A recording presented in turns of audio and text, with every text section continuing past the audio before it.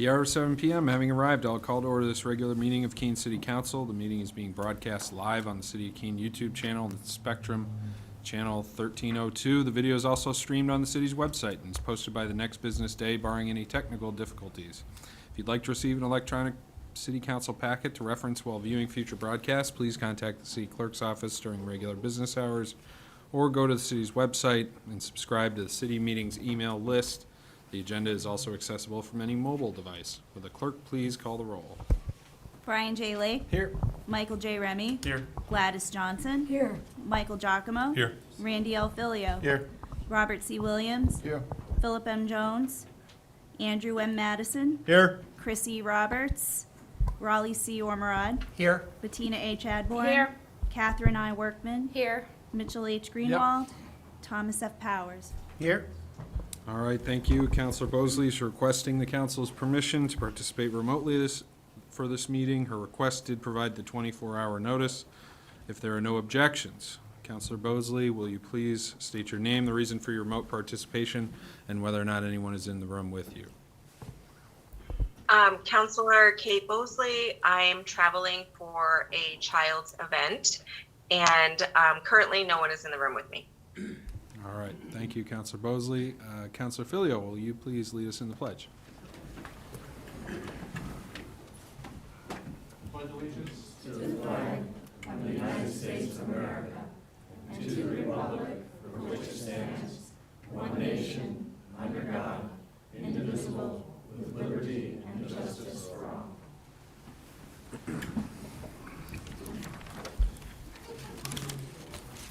Just a couple of announcements. First of all, happy birthday to Councilor Mitch Greenwald.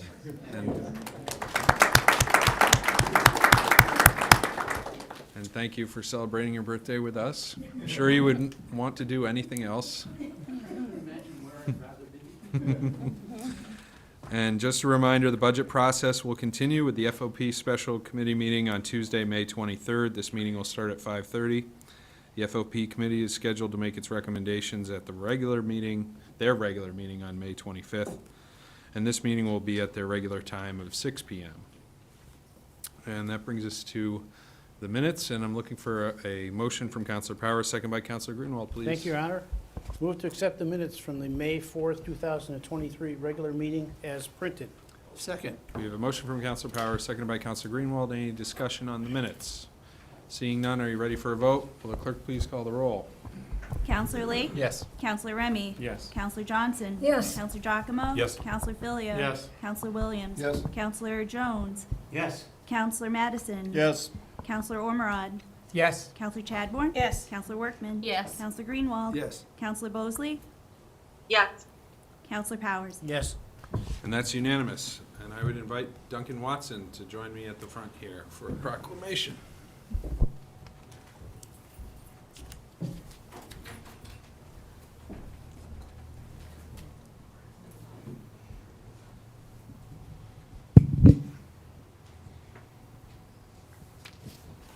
Whereas public works professionals focus on infrastructure systems, facilities, and services that are of vital importance and sustainable and resilient communities.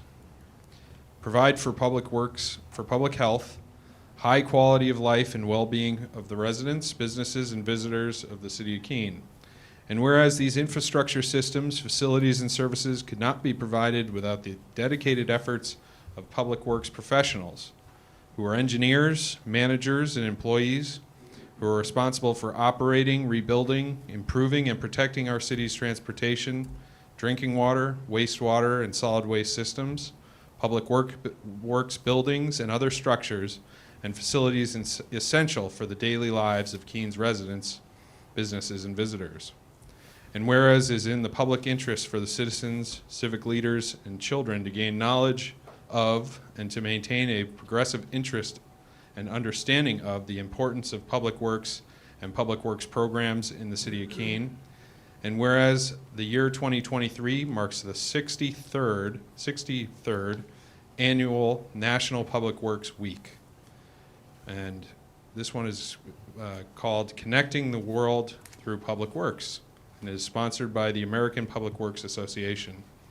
Now therefore, I, George S. Hansel, Mayor of the City of Keene, do hereby proclaim Sunday, May 21st, 2023 through Saturday, May 27th, 2023 as Public Works Week in Keene, New Hampshire, and do hereby call upon all of our citizens to join with the City of Keene Public Works Department, the American Public Works Association, and government agencies and activities, events, and ceremonies designed to pay tribute to our public works professionals and to recognize the substantial contributions they make to protecting our national, our state, and our community's health, safety, and quality of life.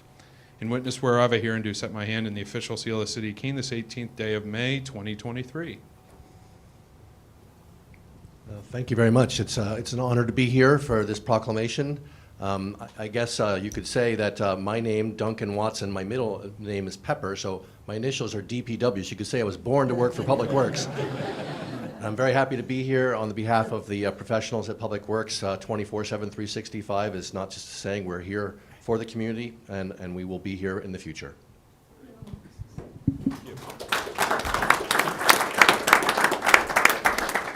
And I have a second proclamation, and I believe Andy Bohannon is here to accept this one.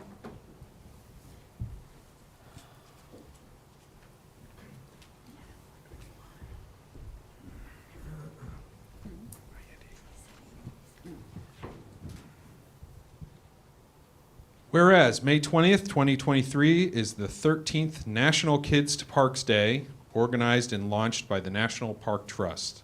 And whereas Kids to Parks Day empowers kids and encourages families to get outdoors and visit local parks, public lands, and waters. And whereas we should encourage children to lead a more active lifestyle to combat the issues of childhood obesity and obesity-related health problems like diabetes, asthma, and high blood pressure. And whereas Kids to Parks Day is open to all children and adults across the country to encourage a large and diverse group of participants. And whereas Kids to Parks Day will broaden children's appreciation for nature and the outdoors. Now therefore, I, George S. Hansel, Mayor of the City of Keene, do hereby proclaim Saturday, May 20th, 2023 as National Kids to Parks Day in Keene, New Hampshire, and urge all citizens to make time to take the children in their lives to a neighborhood, state, or national park. In witness whereof, I hear and do set my hand in the official seal of the City of Keene this 18th day of May, 2023. Thank you, George. Last council meeting, I placed a flyer on each of your desks related to Saturday. Weather permitting, we're kind of hoping for a little bit, but we're going to have a great time. Food truck, we got a bubble machine, we got lots of activities for kids to do. Last year when we held it, it was a huge success, and we're looking to build on that. So hope that you can all join, and hopefully the community comes out and has fun at Robin Hood. Thank you very much.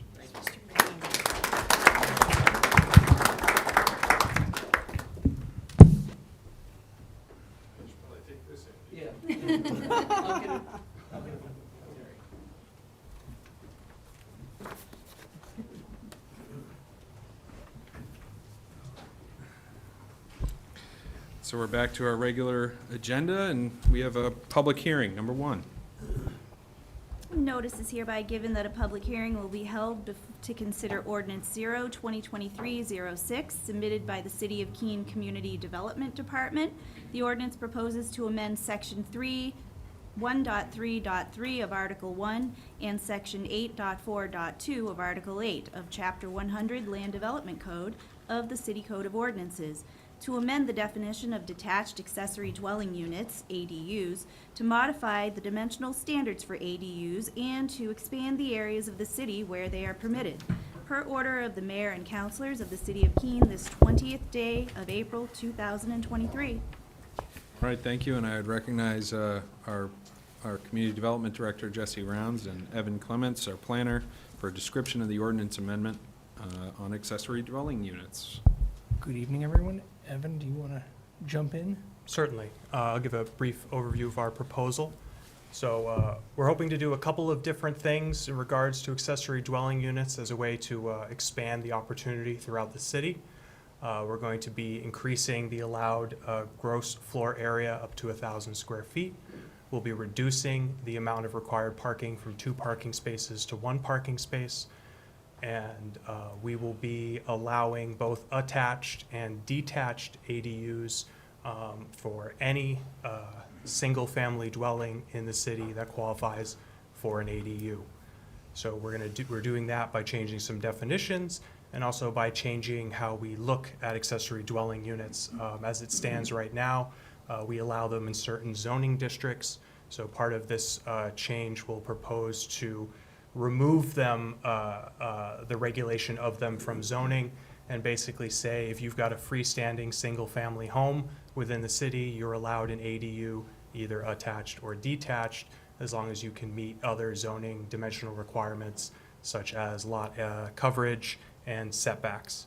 And then also in regards to setbacks, we are reducing the amount of required rear yard setback for ADUs down to 10 feet. So it's got to be at least 10 feet from your rear property line. And that's it. All right. Thank you very much. Any burning questions from the council, recognizing that this will be going to PLD? Councilor Williams. Is there any change to the minimum size of an ADU? We are eliminating, thank you, Councilor Williams, we are eliminating the minimum size. So the only size requirement will be no greater than 1,000 square feet.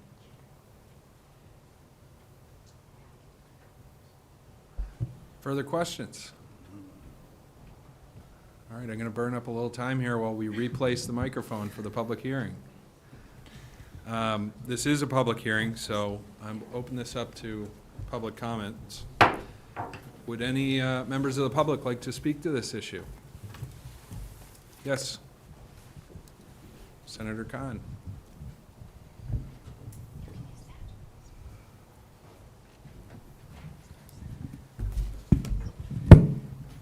Once a senator, always a senator. That's what I've heard. Well, thank you, Mr. Mayor, and councilors. Thank you for holding this hearing and allowing me to speak. I want to speak in support of this, and I think that this is, the time has come to take a look at a state act that compelled all communities, all 234, to enact an ordinance regarding accessory dwelling units. That was in 2017. I was a part of that effort. And I'd say generally across the state, it can be said that the idea of multi-generational housing has underperformed, has not led to the kind of additional units and occupancy on residential properties.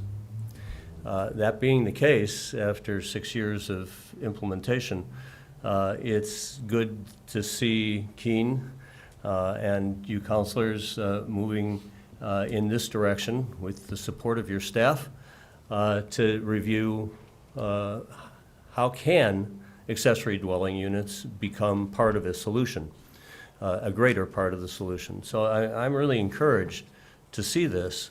I think you've addressed it in some very thorough ways. I think the freestanding building is an expansion beyond what was originally envisioned.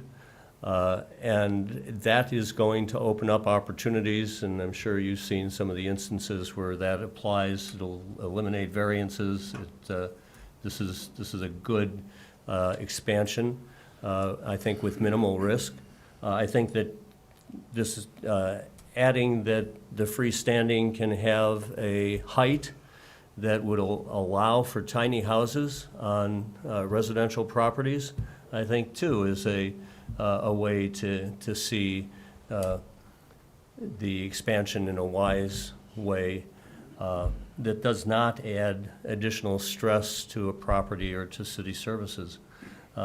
Additionally, the on-site parking is a good effort and well-defined with one vehicle required.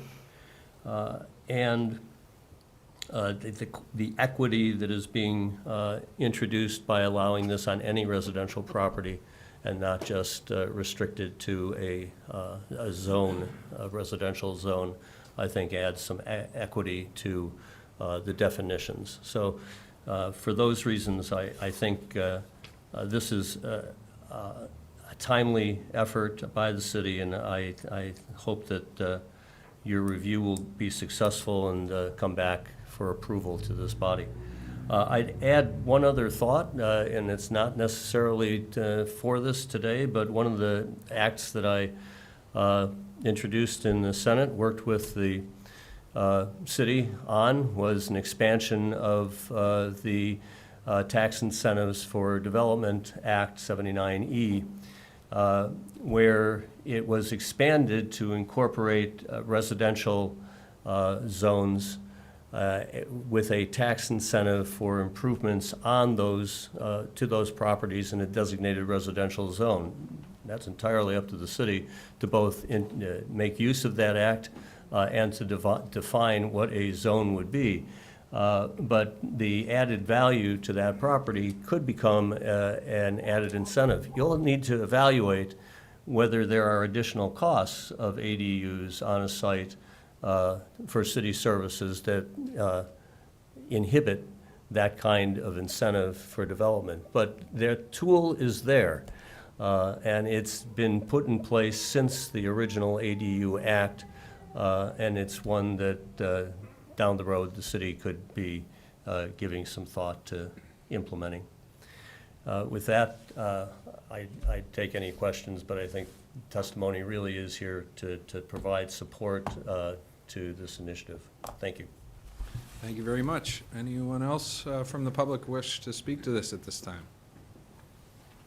Okay, seeing none, I will close the public hearing except for written public comments, which will be accepted up until 1 p.m. next Tuesday, June 6th. Written comments must be signed and submitted to the city clerk by that date and time to be included in the record. And I will refer this matter to the Planning, Licenses, and Development Committee.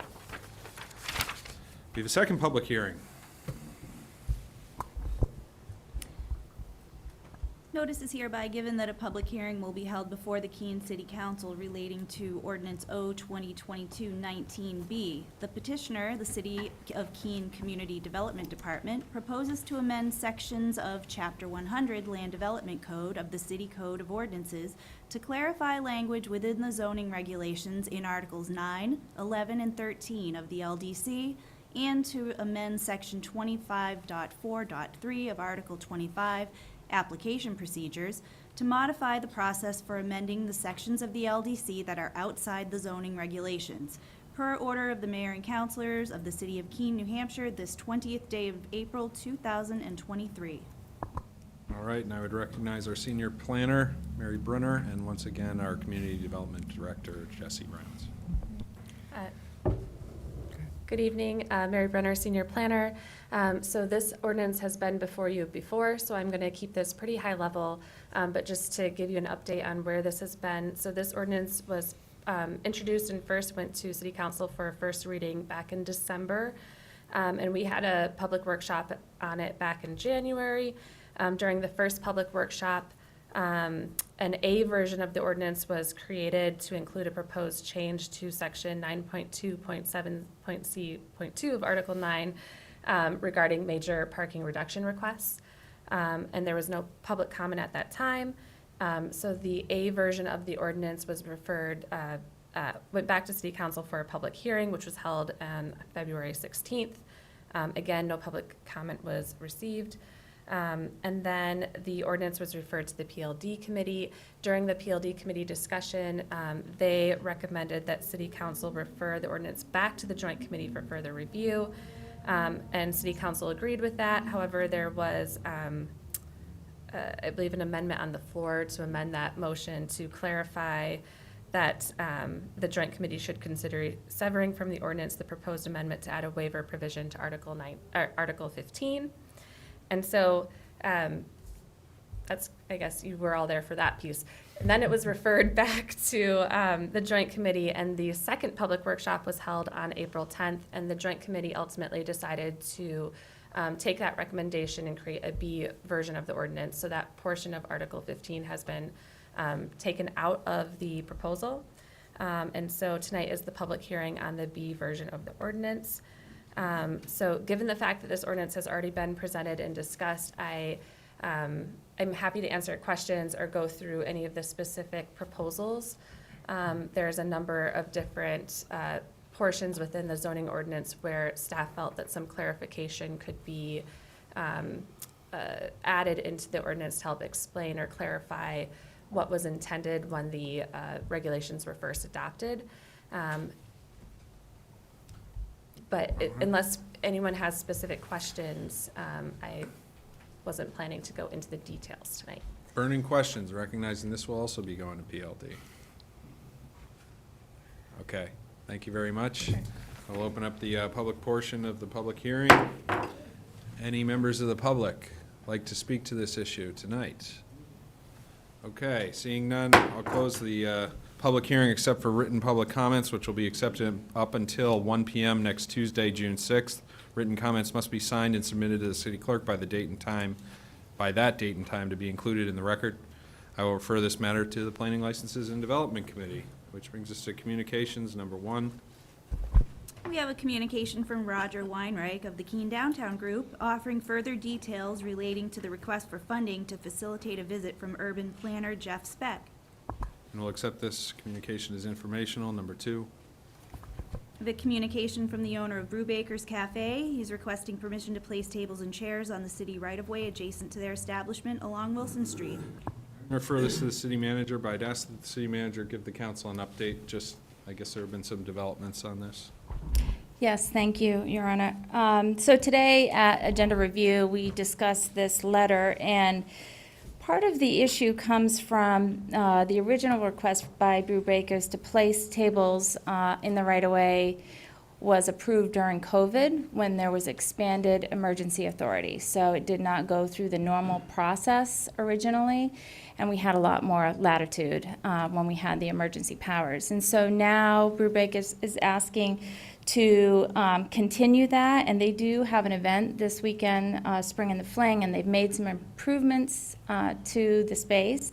And so we worked with the clerk's office today to get them a temporary license, and we are doing that through the section of the code, which is general license for use of city property. It's 46-2023. And under this section of the code, we can issue a temporary revocable license to allow use of the space for the event, and this will allow us to continue to discuss the request for the future and how we might be able to accommodate it. Okay? Just a brief thought, while you are reviewing, maybe consider the no parking on Wilson Street. It made sense when Keene State had 5,000 students. No longer makes sense. So Yeah. maybe get rid of that. Yeah, we talked about Yeah, that, we did. actually. Thank you. Good suggestion. And nothing further, we'll move on to number 3. We have a communication from Brett Amy Thalen of the Harris Center, and she's expressing appreciation to the city and the residents of Jordan Road and North Lincoln Street for their support of road closures for the amphibian migration, and providing an update as well on the 2023 salamander season. And we'll accept this as informational. Which brings us to committee reports, number 1. We have a Planning, Licenses, and Development Committee report relative to the Keene Music Fest request to use city property. And on a vote of 5-0, the Planning, Licenses, and Development Committee recommends that the Keene Music Festival be granted a street fair license to use downtown city rights-of-way for purposes of conducting merchant sidewalk sales, as well as use of the downtown city property on Central Square, Railroad Square, and designated parking spaces on Main Street to conduct the Keene Music Festival on Saturday, September 2nd, from 8 a.m. to 10:30 p.m. In addition, the applicant is permitted to close off a portion of Railroad Street from Main Street to the westerly entrance of the Wells Street parking garage, a portion of Church Street from Main Street to the entrance of the Vision Financial parking lot, and Lamson Street from Main Street to Federal Street. This permission is granted subject to the following conditions: the signing of a revocable license and indemnification agreement, that the petitioner provide a certificate of liability insurance with the City of Keene listed as additional insured in the amount of $1 million, submittal of signed letters of permission for the use of any private property, and compliance with any recommendations of city staff. In addition, the petitioner is granted use of the requested parking spaces free of charge under the provisions of the free parking policy. and the petitioner agrees to absorb the cost of any city services over and above any amount of city funding allocated in the FY24 Community Events Budget. Said payment shall be made within 30 days of the date of invoicing. Thank you. Counselor Giacomo for a motion, Counselor Jones for a second, please. Thank you, Your Honor. Move to carry out the intent of the committee report. Second. We have a motion by Counselor Giacomo, seconded by Counselor Jones. Counselor Giacomo. Thank you, Your Honor. So Pablo came before us, and this is the annual request for the Keene Music Festival. For any of you that have been in the past, wonderful event. Street closures are relatively minimal, kept to a couple alleys, and then the potential as needed, if necessary, to some of Railroad Street. Yeah, not a lot of changes from previous years, some new bands, and we hope to see everyone out there. Thank you very much. Any discussion? Seeing none, are you ready for a vote? Will the clerk please call the roll? Counselor Lake? Yes. Counselor Remy? Yes. Counselor Johnson? Yes. Counselor Giacomo? Yes. Counselor Filio? Yes. Counselor Williams? Yes. Counselor Jones? Yes. Counselor Madison? Yes. Counselor Ormerod? Yes. Counselor Chadbourne? Yes. Counselor Workman? Yes. Counselor Greenwald? Yes. Counselor Bosley? Yes. Thank you. Counselor Powers? Yes. And that is unanimous. Number 2. We have a Planning Licenses and Development Committee report relative to a request from Spectrum Cable to install underground conduit in the right-of-way. And on a vote of 5-0, the Planning Licenses and Development Committee recommends the acceptance of the communication to a request to install underground communication conduit in the right-of-way as informational. Further, the committee recommends the manager be authorized to do all things necessary to negotiate and execute a license agreement with Spectrum Cable for the construction and maintenance of private infrastructure, including but not limited to underground telecommunications conduit, cables, appurtenant equipment, and any other item or property identified within the right-of-way of Criff Road and Cornwell Drive, provided that all documents are in a form and format acceptable to the city engineer and the city attorney. Thank you. Counselor Giacomo for a motion, Counselor Jones for a second, please. Move to carry out the intent of the committee report. Second. We have a motion from Counselor Giacomo, seconded by Counselor Jones. Counselor Giacomo. Thank you, Your Honor. So Spectrum came and was requesting to install some conduit and cable. Essentially, if you can picture this in town, we're looking from about the corner where Douglas Cuddle Toys is over to the UPS building. This will require crossing the road, so there will be a little bit of road disruption there, but the majority of this will actually be in the right-of-way alongside the road. So they have to put in the conduit and put in the fiber to get from here to there. As part of their franchise agreement with the city, they're allowed to install cable and conduit in the right-of-way to provide service. We just basically reviewed it, and we approved this unanimously. Thank you very much. Any questions, comments? Seeing none, will the clerk please call the roll? Counselor Lake? Yes. Counselor Remy? Yes. Counselor Johnson? Yes. Counselor Giacomo? Yes. Counselor Filio? Yes. Counselor Williams? Yes. Counselor Jones? Yes. Counselor Madison? Yes. Counselor Ormerod? Yes.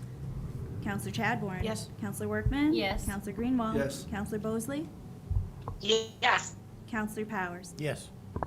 And that one is unanimous. Number 3.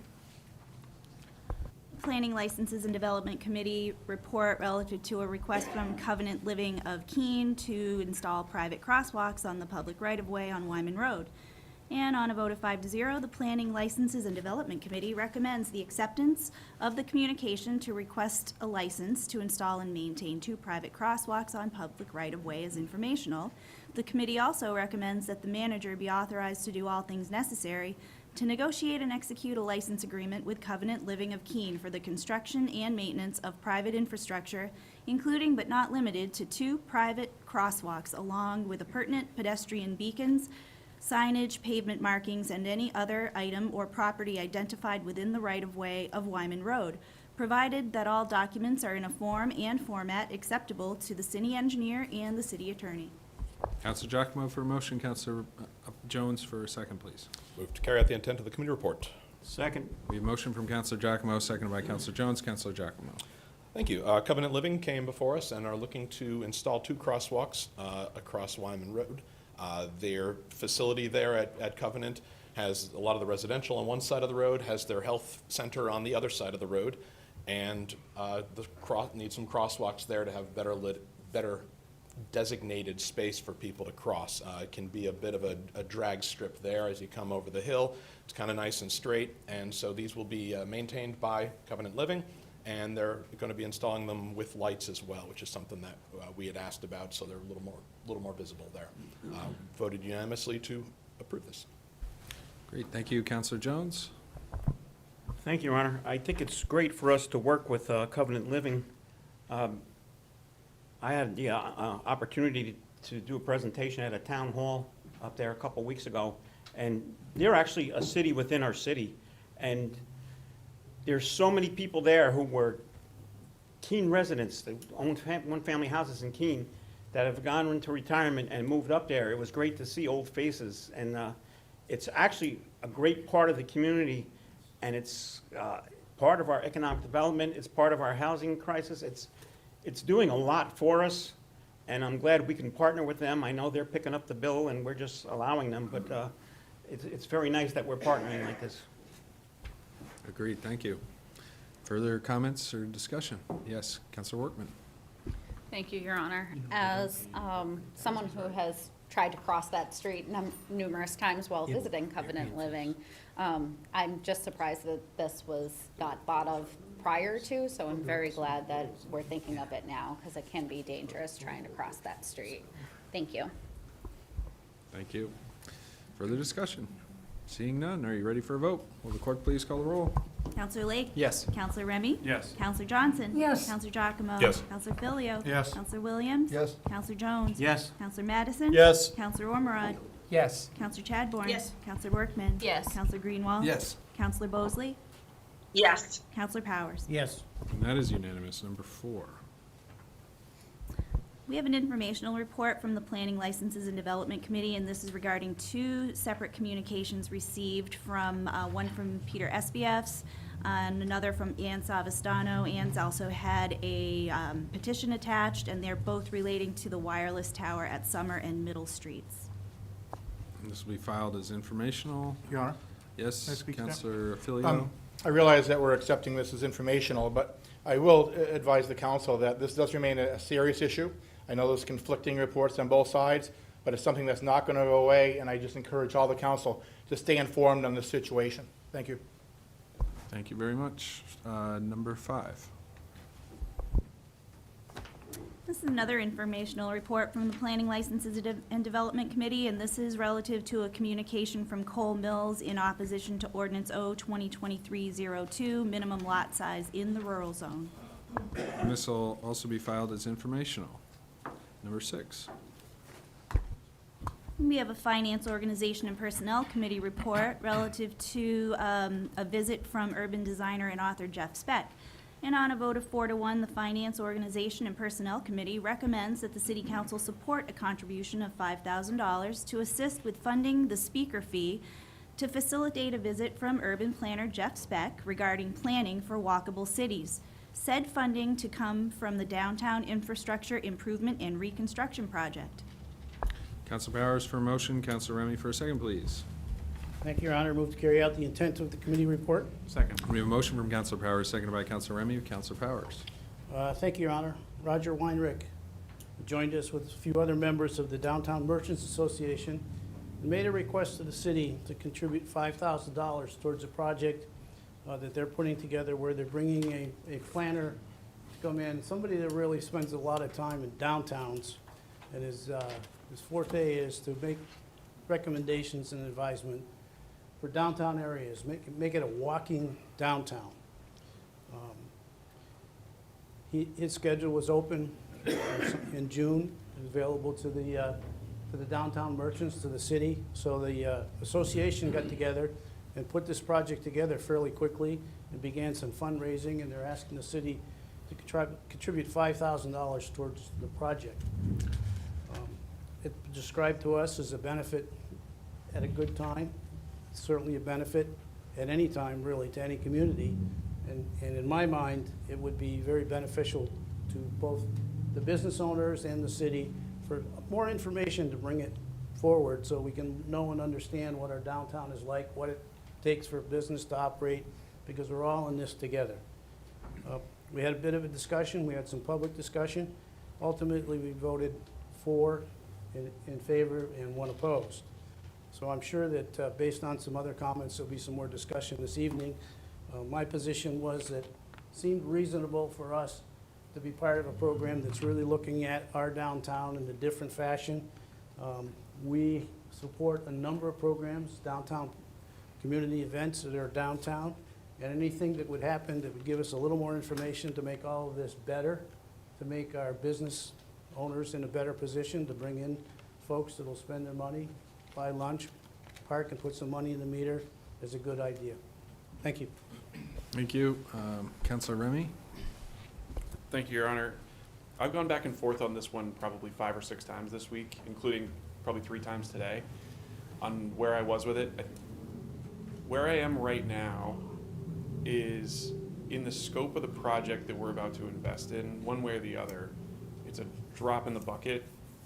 If he comes up with one good idea out of it, it was worth it. And that's really in the scope of the project. If he comes up with one really good thing that we didn't think of, that's where my brain is right now. So I have a hard time with spending more money on this project, but in the scope of what we're looking at, I think it's worth it.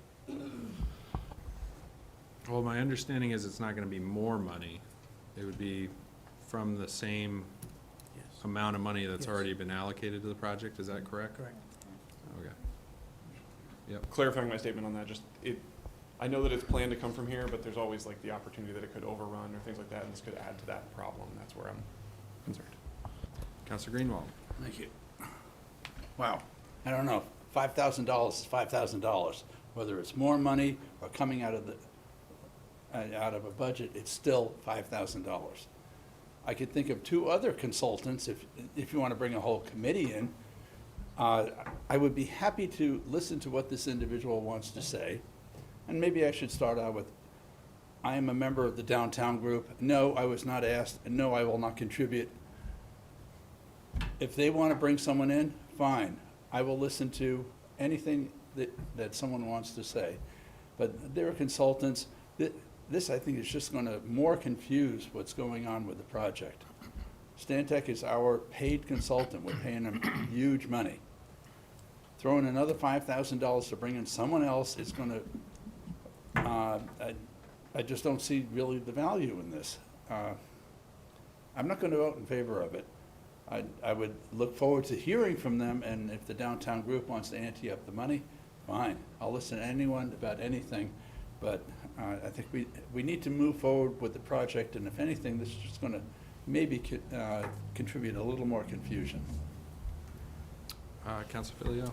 Thank you, Your Honor. I'm going to echo a lot of what Councilor Greenwald just said, and I stand 100% against this request. And make no mistake, I have no problem with a group coming in and speaking, none at all. As a matter of fact, any other group wants to come in, I have no problem with them speaking, but not asking for tax dollars. I've already been approached by an individual who said that if we do approve this $5,000, he will be coming and looking for another $5,000 for his group. And he's serious about that. My problem is we're going to set a precedence here. So what do we do when the next group comes forth and says, well, we think what we have to say is beneficial for downtown too? Why do we say no to them? You know, like I said, we set a precedent. All of us here agree on one thing. We say, you know what, the tax rate's too high in this city, we spend too much on tax dollars. But somebody asks for $5,000, boom, here we go, yeah, go ahead and take it. Completely disagree with that. Once again, a group wants to come in, they want to speak, you know, downtown merchants want to bring them in, or anybody else wants to bring a group in, please do, but it's not up to the taxpayers of Keene to fund it. So I strongly object to this $5,000 being spent. No, it won't break the bank, but it's $5,000 of tax dollars we do not need to be spending on a group that should be paying for their own way. Further comments? I saw Councilor Madison, and then we'll move up the line. And then Thank you, Your Honor. Initially, I voted for this, and the pros and cons of my job is that I sit for long hours in a car driving around the state. So, like Councilor Remy, I've had time to go back and forth probably a dozen or so times. And I feel like I've gone forth at this point in which I'm not so comfortable with this from more of a procedural standpoint. I agree with Councilor Filio's point that it does set a precedent that other speakers are then going to come and demand money to make presentations on any one of a number of things. And it's not up to the city to finance that. It's up to groups inviting them to finance that. And my second point is that we have a process for groups that want to host events that are sponsored by the city. whether it's Stickeen Pride Festival, whether it's the Pumpkin Festival, whether it's Stickeen Food Festival. They have a process they have to go through. This seems like it's circumventing that process. And it pains me to say that because I'm really interested in what Jeff Speck wants to say. And I think that the input he has to give would be really useful for the current process we're going through, the downtown reconstruction. But from a procedural standpoint, at this point, I just don't really feel comfortable with it. Yes, Councilor Williams. You know, this is all in support of a decision that's going to affect Keene for the next 50 years. I think compared to that, you know, $5,000 is really a drop in the bucket to make sure we get it right, because it's important we get it right. And if we don't get it right, that's going to cost us a lot of money. I understand their procedural concerns. You know, there's been a lot about this that's been a process that's been different, but it's all part of a lot of people working hard to come up with a good outcome here. And here we have the downtown group, which has raised most of the money for this themselves. They're asking for us to kick in. They're not asking us for us to fund the whole thing. And I appreciate that they've done this, and I think we should chip in. Yes, Councilor Giacomo, and then Councilor Workman. Thank you, Your Honor. When I first saw this on the agenda, my knee-jerk reaction was, oh, well, I'm going to donate. And I did. I donated to this, and they were looking to raise $10,000 of the fee was raised by private funds. I didn't check in today to see where that was at. They used local crowd Monadnock to do that. What's that? 7,000. 7,000 right now. So they're close to hitting their 10,000 that they're planning to raise. And that's exactly how I felt about it. I will happily donate personally, spending taxpayer money on it. Did not have a good feeling about that. And the reason for that was mostly because I didn't see, okay, I'm not sure what exactly is being provided. So I sent a letter to Jeff and found out about what exactly is being provided and some of the guidance, some of the guidelines and all that kind of stuff. And it moved the needle a little bit. But the two things that really made me start actually considering this, the first one being, he's a consultant. This is what he does, is consult with cities to do this kind of thing, just like Stantec, as Councilor Greenwald mentioned. However, we had the Downtown Infrastructure Committee presented, from all their work that they did with Stantec, they presented their report, how many months ago? 4, 5, 6 months ago, which means Stantec has been on our books getting paid for an additional 4, 5, 6 months now that we've been paying a contractor to look at what? To look at traffic patterns. To do this stuff, to provide more and more and more and more detail on this, on traffic patterns for vehicles. We're not talking about $5,000 here. Add a zero, at least. Add multiple zeros likely after 6 months for this. And we're asking for this amount to study what is really kind of part of the core of what we were hoping to do, is analyze this as a multimodal transportation area downtown. And that's what Jeff provides. So while it did feel icky to me at first, I feel like the taxpayers' money has been most worst spent with the last 6 months of having Stantec spin their wheels and just keep telling us the same data that we could have read on the initial report, rather than actually, hey, here's someone who's going to provide a different part of this project that was not specifically provided by Stantec. I feel like it's all kind of runs together with the consultants that are providing us data on this project. And when I put it in that frame of mind, I have an easier time supporting it. And again, even though I support it with my own pocket, and I feel like it is an acceptable thing to be using public funds from this specific fund on. We're not pulling it, we're not allocating for the year like a normal event would do. Councilor Workman. Thank you, Your Honor. Councilor Madison basically summed up what I was going to say perfectly. I want to hear what Jeff Speck has to say. I would attend if he does come. I've already started reading the book that I was given on Monday. I have a big concern and a problem with a special interest group telling us, dictating to us what we're going to do, and just kind of saying, you're stuck with it. We want this $5,000, and it's well after the fact.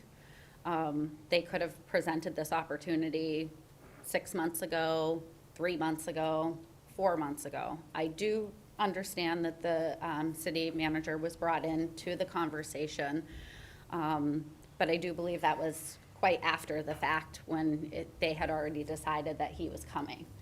And then we didn't get a say as a city on the date, the agenda, anything like that. So I think $5,000 for taxpayers' money that has been earmarked for this project is problematic for me. They're on their way of meeting the $12,000 needed for this, and I would just encourage, like Councilor Giacomo said, we can all donate a few bucks towards the cost, but just as a procedural issue, this is a no for me. All right, I'm going to take just a minute of personal privilege. I usually don't get involved in, it's obviously the city council's decision here. I did have a chance to meet with Jeff Speck, and I'll give you my impression. I spoke with him for a while, and I do think that he is going to bring a different perspective that probably no one in this room really knows exactly what he's going to say. He spoke to me, and I changed my ideas on some of the issues that he was talking about, which was very interesting. So first and foremost, I encourage everybody, I think they're going to get the speaker here, participate in that. I found my 10-minute conversation with him really valuable, and I'm sure you will too. The other thing I would say, though, is that this event, as I understand it, sort of came up out of the blue. Actually, all the controversy of our downtown project sort of, it kind of alerted Mr. Speck to this goings-on and gained his attention. He's a really well-regarded urban planner, and this is like one day in his schedule that's available. He happens to live in the Boston area, so he was available to come up. That was pretty much how the date got determined. And the other thing I would finally say for your consideration, and honestly, I can see both sides of this. I can see the procedural issues. But on the other side of that, I think it is important. This is a community decision. And even if just symbolically, if the city was participating in this, and I think putting money towards it is a good way for the city to participate. But for us to say no and then the city to sit out on this conversation that we're hopefully trying to generate and move us all in a positive direction together, I think it would send a very clear message that I wouldn't be happy about. But that's all I'll say. I leave it up to your consideration. There are good arguments on both sides of this one. Councilor Jones. Thank you, Your Honor. Back in 2010, well, actually we started in 2008, working on our comprehensive master plan, and with a big ascertainment process, over 2,000 people participated, and the number one thing that came out of that people requested was being a walkable city. So I think having an expert on walkable cities is something great to get some information from. I've looked online at some of the projects he's done in other cities, and it's just unimaginable to see what they show the before and after, and I advise everyone to do that. Does this set precedents? No.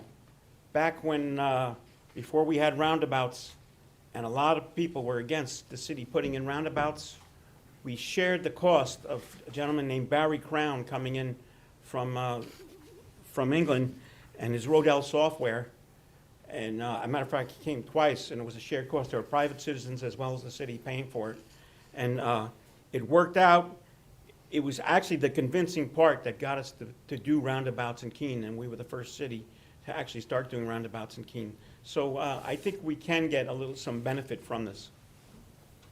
All right, thank you. Councilor Ormerod? Thank you, Mayor Hansel. Yes, we have put a lot of time and effort and thoughtful process into the downtown infrastructure.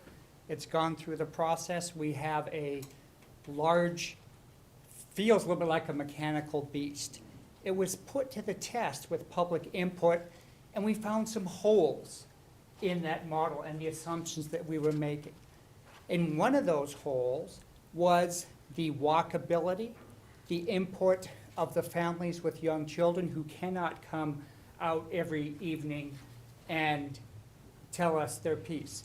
So we have found something that rounds out this project and plugs a gap, a key needs gap.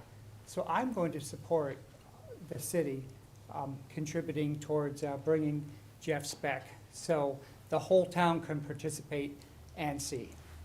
Thank you. Thank you. Further discussion? Yes, Councilor Madison. Just a quick question. Does the city attorney have any comments on the matter? City Attorney? Shortly, no.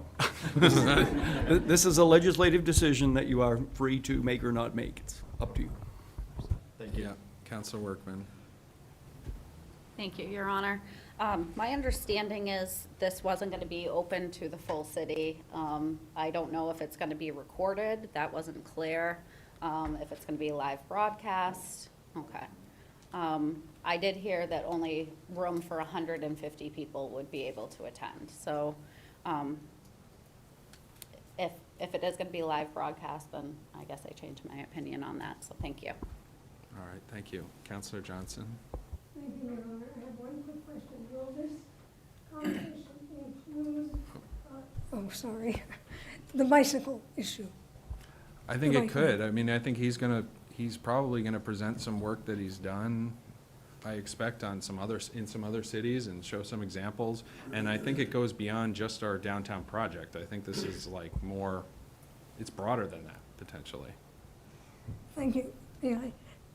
So then that would change my thinking then, because I've had people writing to me and they really want us not to get rid of the bike lane issue. And I keep thinking, how are we gonna fit it in? But then I guess I would like to hear what this person has to say. I think it's a great question. Thank you. Yes, Councilor. Thank you, Mr. Chair. So in committee, we did actually address the broadcasting piece, because I don't believe I'll actually be able to make it in person, but I of course would want to be able to see the materials if we're contributing to that. And I certainly understand the concern around spending the taxpayer money, especially when the group seems to be pretty close to actually getting to their total fundraising. So I wonder if my fellow councilors would be interested in a potential amendment to say up to $5,000, so that if they do get to the 12,000, maybe they don't need our contribution at that point. Or maybe if they just get to 10, we split the difference with them and only contribute up to 2,000. So I would move to amend the motion to read contribution of up to $5,000. Second that. All right, we have a motion to amend by Councilor Lake, seconded by Councilor Remy. Councilor Giacomo? Just a quick clarification, the total fundraising goal is 15,000. They're at 7,000 now. The city was, what's that? 13%. Okay, that's not what Rogers, okay. 13 on the website, so they are 6,000 short then. So, all right, if it's saying 13, then I rescind that, and I'll have a talk with Roger. Councilor Chadbourne? Yeah, I was the lone vote against this, and one of my concerns was that there's a schedule they have for breakfast, lunch, dinner with VIPs, and then the Heberton Hall would accommodate only up to 150 people. And in a city of 23,000 and a lot of controversy, a lot of stoked feelings on either side regarding a very large-scale project. We, as a council, during one of the CIP processes, voted on hundreds of thousands of dollars towards Stantec. If Stantec is spending a lot of time on traffic analysis, it's because we asked them to. If we'd asked them more on walkability, we'd be getting more information from them. I want to say that the price tag was like 500,000. Yeah. So I'm certainly open to more and new information, and somebody who's an expert in this is a good person to listen to. And if he comes here, I certainly will be attending if I make the 150. But my feeling is, if you're going to ask for the help of the city, there should be a larger venue, and I suggested Keene State College Auditorium, the high school auditorium. Largest response was, this is, we're talking about walkability, it should be a place where they can walk to, which is Heberton Hall, but Keene State is also walkable. There are so many people that have come before us with interest, and okay, this is kind of indirect or indirectly related, but you know, there was a group that wanted a skateboard park, and they raised money. We told them, you've got to raise this amount, this amount. Same thing with a dog park, hundreds of thousands, right? And so I'm thinking to myself, I feel that the community should raise the money for them to come, especially if you're gonna limit how many people would have access to this. Even if it's recorded, it's not the same as being present and being able to ask questions and being able to bounce ideas back and forth. And, you know, I was just kind of struck by that same night we started the budget process and the nonprofits came before us. And there was what they'd asked for and then what the city manager recommends. And Monadnock Center for Violence Prevention, it's recommended to give them $2,500. And I'm like, boy, $5,000 towards something that a group is coming, asking for, or could we split that money up and give it to, if we did, which of course you're talking about it coming out of the money that we approved for the project. But you know, I was thinking there's so many other ways we could be using that money, and I really wish that that group would just take it on and raise the money. Obviously, the city is interested, and there's not going to be a problem in terms of attendance. I'm sure plenty of people will attend. I just don't agree with us giving $5,000. All right, any more discussion on the amendment? We're going to get through the amendment vote. Yes? I'm supportive of the amendment. I think it'd be good to be able to be flexible. We don't need to give them $5,000 if they raised all the money. I think that's a great idea. So that's why I'm specifically the amendment. I'm supportive of that. Okay, any more discussion on the amendment? Seeing none, are you ready for a vote on the amendment? Will the clerk please call the roll? Counselor Lake? Yes. Counselor Remy? Yes. Counselor Johnson? Yes. Counselor Giacomo? Yes. Counselor Filio? No. Counselor Williams? Yes. Counselor Jones? Yes. Counselor Madison? Yes. Counselor Ormerod? Yes. Counselor Chadbourne? No. Counselor Workman? Yes. Counselor Greenwald? Nope. Counselor Bosley? Yes. Counselor Powers? No. So I have 4 opposed. The amendment passes, which brings us back to the main motion. Any discussion? Yes, Councilor Greenwald. Following on Councilor Chadbourne's comments, it's $5,000.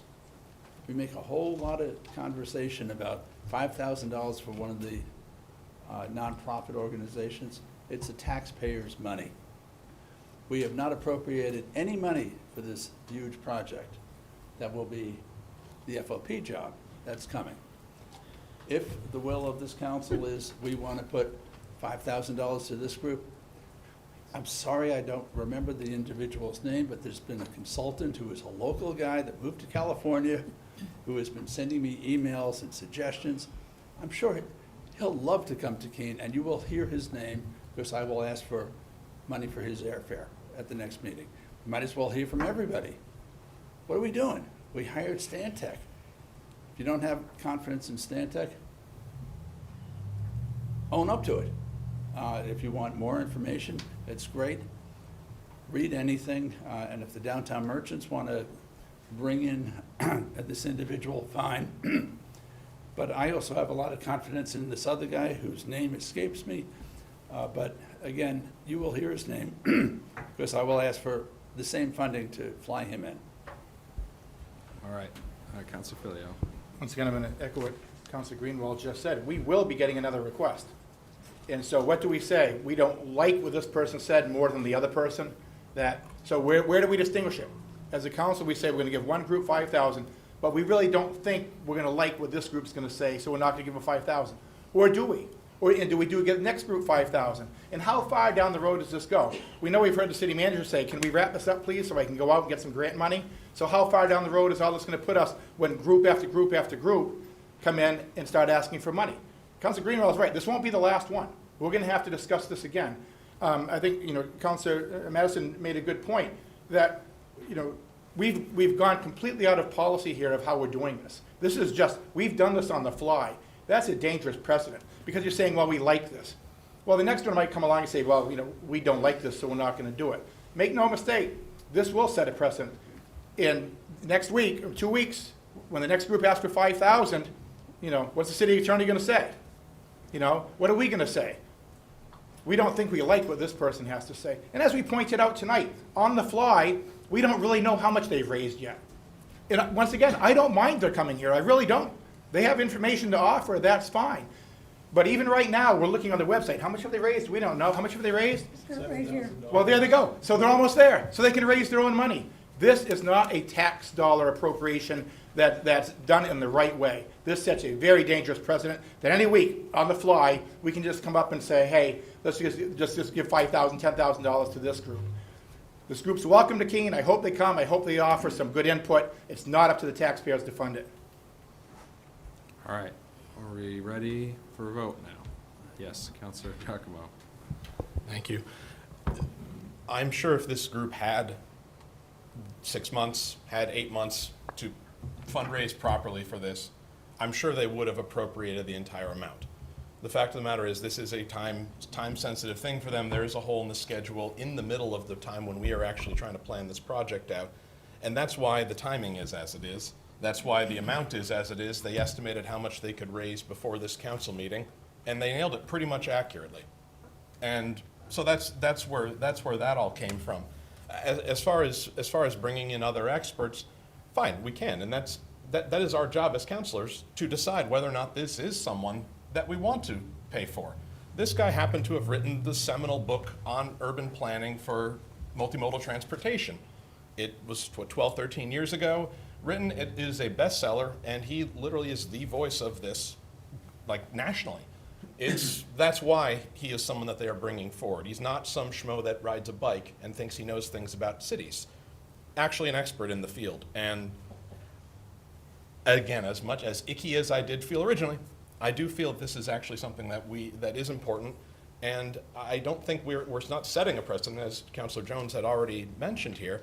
So I don't see really, again, I feel like we've wasted so much money on Stantec over the last 6 months by dragging out the process because we didn't listen to them the first time.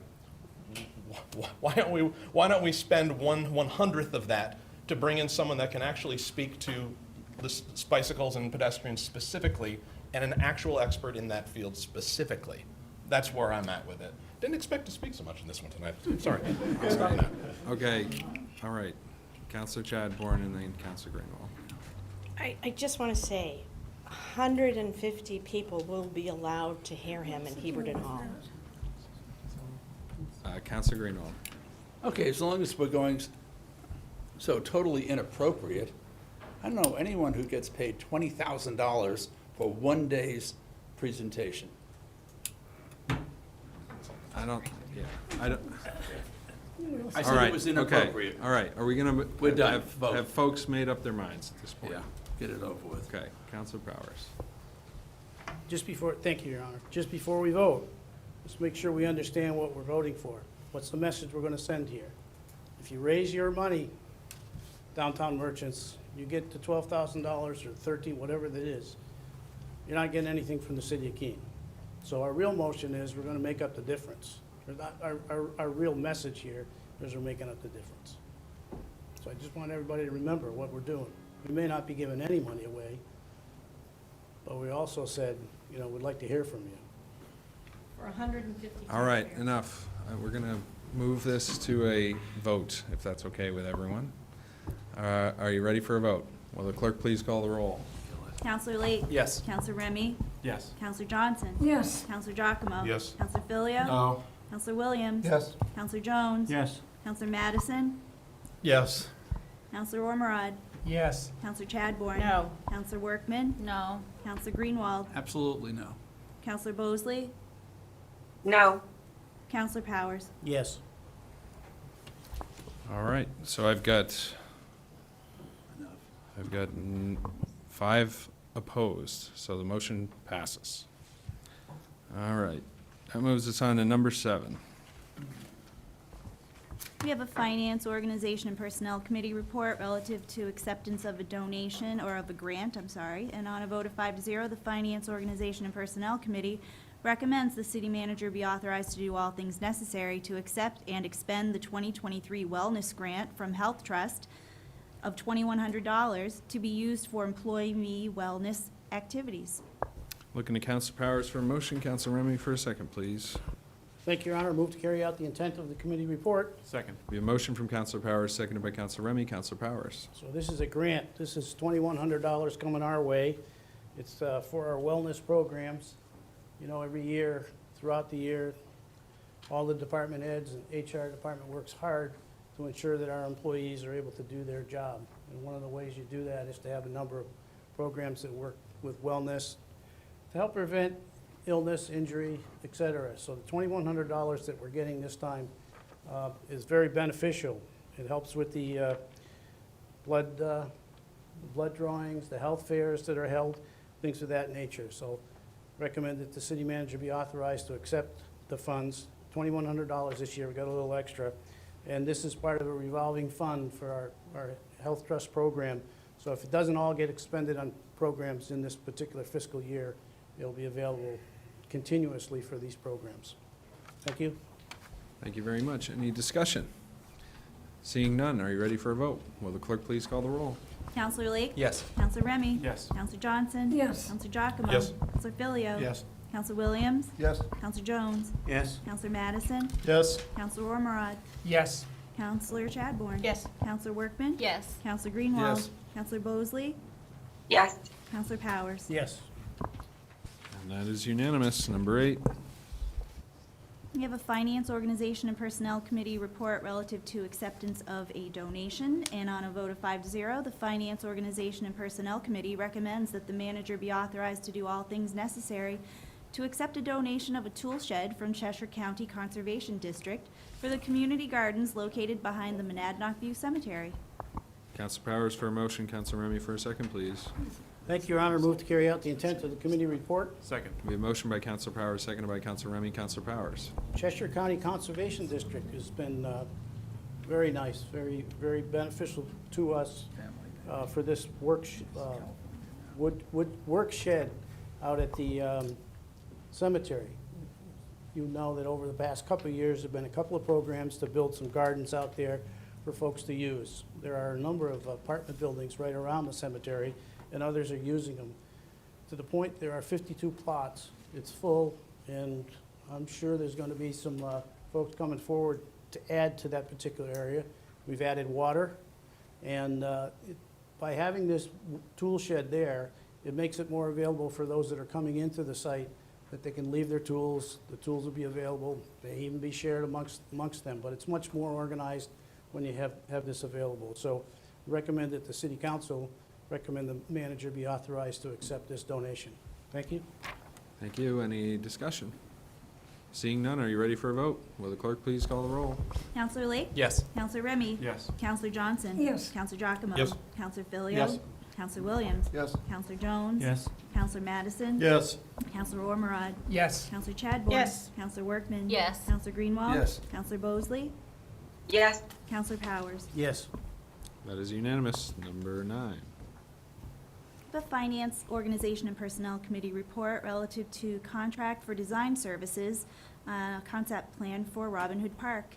And on a vote of 5-0, the Finance, Organization, and Personnel Committee recommends the manager be authorized to do all things necessary to negotiate and execute a professional service contract with Dubois and King for design services required for the conceptual design of Robin Hood Park for an amount not to exceed $34,962, and with funding to come from the Robin Hood Park Improvement Project. Looking to Counselor Powers for a motion, Counselor Remy for a second, please. Thank you, Your Honor. Move to carry out the intent of the committee report. Second. We have a motion from Counselor Powers, seconded by Counselor Remy. Counselor Powers. Thank you, Your Honor. Robin Hood Park has been discussed for a number of years. Currently in the CIP project, in the CIP program, there's a project for some work to be done up there in the future. But in order to really present a program to the city, to the city council, and for financing in the future, you've got to have a good, solid plan. A number of years ago, we had Du Bois and King involved with us in another project. Weston and Sampton worked for us and produced a report in 2019 that gave us some direction as we move forward. So we're now at the point where a good design, a good discussion, meeting with the public, meeting with those folks that use that particular area and a little bit beyond on the west side, on the east side, excuse me, is pretty important. So a project was put out, and there were 4 different firms that submitted proposals. Du Bois and King, very good engineering firms, done a lot of work for us. They were selected as the one that's going to be best available for us. And project money is in the budget, and council would authorize tonight, then the city manager will be able to negotiate this contract and get to work on that, because it will have an effect on future CIP programs funding. Thank you. Thank you. Any discussion? Seeing none, are you ready for a vote? Will the clerk please call the roll? Counselor Lake? Yes. Counselor Remy? Yes. Counselor Johnson? Yes. Counselor Giacomo? Yes. Counselor Filio? Yes. Counselor Williams? Yes. Counselor Jones? Yes. Counselor Madison? Yes. Counselor Ormerod? Yes. Counselor Chadbourne? Yes. Counselor Workman? Yes. Counselor Greenwald? Yes. Counselor Bosley? Yes. Counselor Powers? Yes. And that is unanimous. Number 10. The Finance, Organization, and Personnel Committee report relative to the Winchester Street reconstruction project, request to reallocate funds. And on a vote of 5 to 0, the Finance, Organization, and Personnel Committee recommends that the manager be authorized to do all things necessary to reallocate the remaining unspent project balance of approximately $14,429.55 from the Wetmore Winchester Street main repair project to the State Bypass Utilities Project, also known as the Winchester Street Reconstruction Project. Counselor Powers for motion. Counselor Remy for a second, please. Thank you, Your Honor. Move to carry out the intent of the committee report. Second. We have a motion from Counselor Powers, seconded by Counselor Remy. Counselor Powers. This particular action is to move some money around within the projects at the Public Works Department. Winchester Street project is moving along very well. Actually, it's fairly impressive that how well traffic's moving through a construction zone that nobody's ever seen before. So it's really going well. Financing for it is going well, except for the fact that on the water fund side of it, the sewer fund side of it, the amount available for that particular line item is down to a minimum amount of about $5,000 currently. There haven't been any issues to date, but any construction project is always going to have some sort of a problem that's going to appear while they're in the middle of the job, and you can't really spend a lot of time trying to figure out where the money's going to come from. The $14,420 is available to move over to this particular project because other projects that were budgeted and completed were completed. Many of this particular project on Wetmore Street was done by our people, and they were able to do it at a reasonable price and able to do it. And most of it, interesting enough, was done at night because of that intersection. So they'd like to move the money over to the Winchester Street project to have the amount of money available should there be a problem with the particular sewers that are going down through there. It was unanimous by the FOP committee. We hope the city council will be the same. Thank you. Any discussion? Seeing none, are you ready for a vote? Will the clerk please call the roll? Counselor Lake? Yes. Counselor Remy? Yes. Counselor Johnson? Yes. Counselor Giacomo? Yes. Counselor Filio? Yes. Counselor Williams? Yes. Counselor Jones? Yes. Counselor Madison? Yes. Counselor Ormerod? Yes. Counselor Chadbourne? Yes. Counselor Workman? Yes. Counselor Greenwald? Yes. Counselor Bosley? Yes. Counselor Powers? Yes. And that is unanimous. Number 11. This is a Finance, Organization, and Personnel report regarding reallocation of funds for a 1.5 mg or million-gallon tank repair project. And on a vote of 5 to 0, the Finance, Organization, and Personnel Committee recommends that the manager be authorized to do all things necessary to reallocate $139,109.12 in remaining project balance from the Drummer Hill Tank and Pump Station Replacement Project and $89,701.88 in funds from the water main cleaning and lining project, and move these funds to the 1.5 mg storage tank repair project. Council Powers for a motion, Council Remy for a second, please. Thank you, Your Honor. I move to carry out the intent of the committee report. Second. We have a motion from Council Powers, seconded by Council Remy. Council Powers. So this particular project entails the storage tank that you cannot see. It's a very interesting concept, and if you kind of like to explore once in a while, have somebody from Public Works take you up there and see how this works. It's completely buried. And you would think buried, there shouldn't be many issues, but it's been there a long time.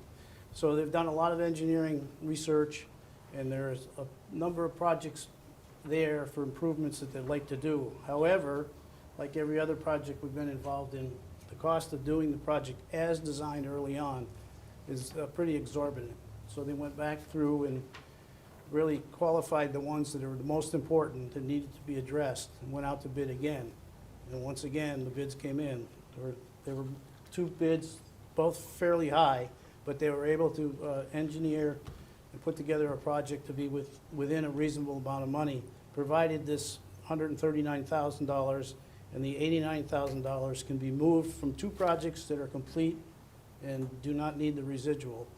It makes a lot of sense. There was a little bit of a question in my mind as to whether we should go forward when they've cut out a couple of parts of the project because they were expensive. You know, because sooner or later, it's going to be an issue. You kind of want to get it all done at once. But given the way it's been put together, the availability of the contractor, they feel that those parts that they have taken out of the project this time, they can be dealt with in the future, and it won't be an emergency, but it'll be time to be done in the normal and routine maintenance. So, Finance Committee voted unanimously to recommend that the manager be authorized to move these monies. We hope to do the same. Thank you. Any discussion? Seeing none, are you ready for a vote? Will the clerk please call the roll? Counselor Lake? Yes. Counselor Remy? Yes. Counselor Johnson? Yes. Counselor Giacomo? Yes. Counselor Filio? Yes. Counselor Williams? Yes. Counselor Jones? Yes. Counselor Madison? Yes. Counselor Ormerod? Yes. Counselor Chadbourne? Yes. Counselor Workman? Yes. Counselor Greenwald? Yes. Counselor Bosley? Yes. Counselor Powers? Yes. That's unanimous. Number 12. This is a Finance, Organization, and Personnel Committee report. It's relative to a request from Counselor Madison to look at amendments to the code relating to meeting times for public bodies. And on a vote of 5-0, the Finance, Organization, and Personnel Committee recommends that the manager work with staff liaison to support those public bodies established by the city code to annually survey their membership to ensure public meeting times are fostering the greatest level of participation possible from membership and the public. Council Powers for a motion. Council Remy for a second, please. Thank you, Your Honor. I move to carry out the intent of the committee report. Second. We have a motion by Council Powers, seconded by Council Remy. Council Powers. It's not a money item. I think it would be most appropriate if Councilor Madison gave a quick explanation of our discussion and why we've structured it in the fashion we have. Council Madison. Thank you, Your Honor. The purpose of my letter was just to start a conversation among the council and the staff about how we're timing both the meetings of our committees, boards, and commissions, but also the public outreach events we do. As you remember, I served on the ad hoc Downtown Infrastructure Committee this past fall, and one of the comments we received back was that it was at 3 p.m. and a lot of people who work couldn't necessarily make that. More recently, when we had the public meeting to review the results of our housing survey. That was held from 3 to 5:30 p.m., which really wasn't conducive for people who, are working class or working age, who are really being impacted by the housing crisis to attend. So I just wanted to bring it up as a matter of discussion for the council. During our conversation, we realized there's a lot that goes into the scheduling of these meetings, the membership of these committees, plus the schedules of city staff. So I think it's best left in the hands of the city manager to have those conversations with her staff and survey city staff and membership of our various committees and boards and commissions to see when the best time to hold those meetings are and to make changes if she deems necessary. Great, thank you. Councilor Remy? The only other piece on there is we realized a lot of the committees were not scheduled by the city staff. That some of them were mayor ad hoc committees. So we'd like to humbly request you also consider that in your schedule as well. Thank you. Absolutely. With all the ad hoc committees I'll be putting together over the next 6 months. Any further discussion? Seeing none, are you ready for a vote? Will the clerk please call the roll? Counselor Lake? Yes. Counselor Remy? Yes. Counselor Johnson? Yes. Counselor Giacomo? Yes. Counselor Filia? Yes. Counselor Williams? Yes. Counselor Jones? Yes. Counselor Madison? Yes. Counselor Ormerod? Yes. Counselor Chadbourne? Yes. Counselor Workman? Yes. Counselor Greenwald? Yes. Counselor Bosley? Yes. Counselor Powers? Yes. And that is unanimous. City Manager. Thank you. Just a couple of updates for you this evening. I have some late-breaking news from the Parks and Rec Director. The Kids to Park Day event has been moved to Sunday, May 21st, due to weather, so it will not be on Saturday. So I just wanted to mention that before I get into my other announcements. We've discussed the city rear wall and the complications related to it. The city's contractor, Monadnock Commercial Building Company, will begin setting up the scaffolding tomorrow for City Hall rear wall repairs. The project is an interim fix to the settling and cracking of the rear wall of City Hall. And as you know, City Hall was built on top of Town Brook, a stream that used to flow from the north of Central Square towards Emerald Street. Although the water that used to flow in Town Brook has largely been diverted to other pipes, there is still a brick arch under the building that contains the remnants of the stream. So a future capital project is planned to fill the pipe and reroute the roof and floor drains that connect to the arch. This project is to just really stabilize the rear wall and hopefully stop it from continuing to deteriorate. This interim repair work is expected to last about a month. So I also wanted to share with you some information about an event that was recently held. It was the 30th Annual New Hampshire 4th Grade Water Science Fair and Poetry Contest. Over 275 students from 14 different schools across New Hampshire gathered to learn about keeping water clean at this year's New Hampshire 4th Grade Drinking Water Festival. This is a state science fair and poetry contest, and it was held on Wednesday, May 10th, here at the City of Keene Rec Department. So it was great. We had kids from all over, along with their parents accompanying them. The New Hampshire Drinking Water Festival celebrates National Drinking Water Week. In addition to the awards recognizing academic excellence, students learned about the complexities of keeping water clean and managing it equitably in our changing climate. This event is sponsored by the New Hampshire Drinking Water Coalition in conjunction with the New Hampshire Department of Environmental Services to encourage future leaders and scientists to learn about one of the world's most precious resources, water. And we have some great water here, although this year we didn't win the taste test. I was a little disappointed about, but I think it was because Concord's water was cool and ours was warm, so that's a little tip for next year. But both the mayor and I attended the event to help hand out awards, and Councilor Madison served as a judge. Asa Kramer was also present to get some great photos and video clips, so you'll be seeing some of those in the near future. But I do need to give a big thanks to Aaron Costa for all of his work to organize and hold this event, as well as our parks and facility crew for hosting and all of their help with setup and cleanup. In addition to thanks to our Public Works, Highway Department, Water, Sewer, Meters, and Laboratory employees for setting up and staffing activity stations for the students. It was great. There were stations all across the park, and the students went around and they learned all sorts of different things related to water as they moved around in the park. There were 25 activity stations for the kids to visit and 104 volunteers to make it all happen. So thanks to everyone for another great year. Thank you. And I think that event's going to stick with me for the rest of my life. There were 270 kids crammed in not a large space, and it was a lot of energy, and these kids were psyched to win awards. They were going nuts. But it was a lot of fun, and the city staff did a really great job. That brings us to officer and department reports, number 1. We have a memorandum from the finance director relative to acceptance of a donation for the fire department. And the memo is recommending that the city council accept the donation from Health Trust in the amount of $500, and the manager be authorized to use the donation in the manner specified by the donor. Council Powers for motion, Council Remy for a second, please. Thank you, Your Honor. I move to carry out the intent of the committee report. Second. We have motion from Council Powers, seconded by Council Remy. Council Powers. So you may ask, what's different about this than the one previously? This is a donation versus a grant, so that's why we're handling it a little bit differently, and it didn't come to committee. $500 from Health Trust. That's a great group. You know, they're our insurance,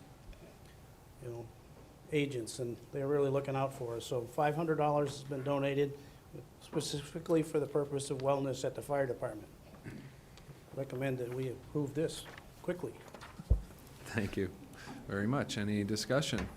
Seeing none, are you ready for a vote? Will the clerk please call the roll? Counselor Lake? Yes. Counselor Remy? Yes. Counselor Johnson? Yes. Counselor Giacomo? Yes. Counselor Filio? Yes. Counselor Williams? Yes. Counselor Jones? Yes. Counselor Madison? Yes. Counselor Ormerod? Yes. Counselor Chadbourne? Yes. Counselor Workman? Yes. Counselor Greenwald? Yes. Counselor Bosley?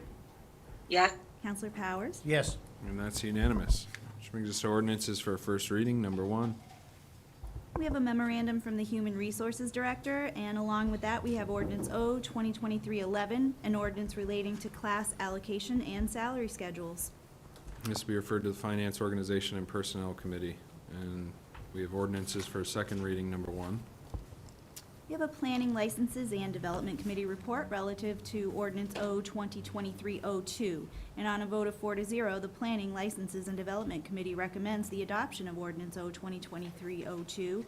And we have Ordinance O 2023-02, an ordinance relating to amendments to the Rural District Minimum Lot Size.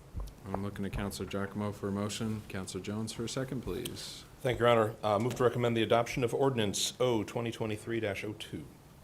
Second. And we have motion from Councilor Giacomo, seconded by Councilor Jones. Councilor Giacomo. Thank you, Your Honor. This is probably the 5th, 6th, 7th time that this thing has kind of come around. It's been to joint committee a couple times. It was severed from another ordinance that was originally part of that we were working on. And so this has finally come all the way back around. I think we've had 4 or 5 different public input sessions on it, and we've received a ton of great feedback from the community on this. City staff has gone through every one of the constituents' concerns that they've had over the last close to a year now, I believe, been working on this, and have come up with basically responses explaining how all these different things are going to work. Essentially, what this is we're proposing reducing the lot size, the minimum lot size in the rural district from the 5 acres, which it is currently now, has been since the 1970s, and reverting back to a 2-acre lot size, which it was prior to that date. So that's really the core of this ordinance. At the end of the day, there were a lot of good arguments on either side of this. We decided the benefit to potential increasing the housing out in the rural area. So many things that we've passed over the last few months have had to do with increasing the density downtown, increasing residential on top of commercial in our commercial districts, accessory dwelling units. This is something that is looking a little bit farther out from the downtown. How do we increase the number of potential single-family homes that are able to be built out there? So this would reduce the lot size requirement. It would also have the side effect of bringing several hundred properties into compliance isn't the word. Anyways, basically they would be able to actually make modifications to their property without having to get a variance. So that is what we've done. We voted 4-1. Councilor Jones dissented. I'm sure he'll have something to say. Thank you. Any discussion? Seeing none. Councilor Jones? You gotta be faster than that. Good try. Let's go by. In 1989, when I started looking to move out of New Jersey, I wanted to move out of New Jersey because I didn't like the urban sprawl. And I knew I wanted to go to New England, and I looked at various towns, And it's funny, because I went to Nashua, and remember in Nashua, from the early 70s, it was, the outskirts were all farmland. And it was a beautiful city, and same with Bedford.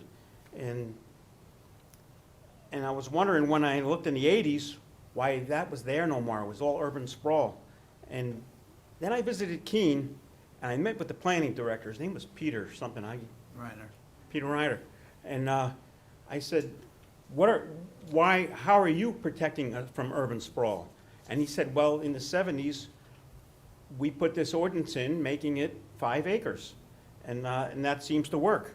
And that is one of the reasons that I moved to Keene, other than, the economy and schools and lack of urban sprawl. And now this turns it around and does what all these other cities did. We're going to have buildup going all the way out. Now, we've heard that on multiple listings, there isn't a lot of houses being listed right now. And that's not really because there aren't a lot of housing available. It's because of who's buying them, how people are selling them. It used to be local realtors would get a listing.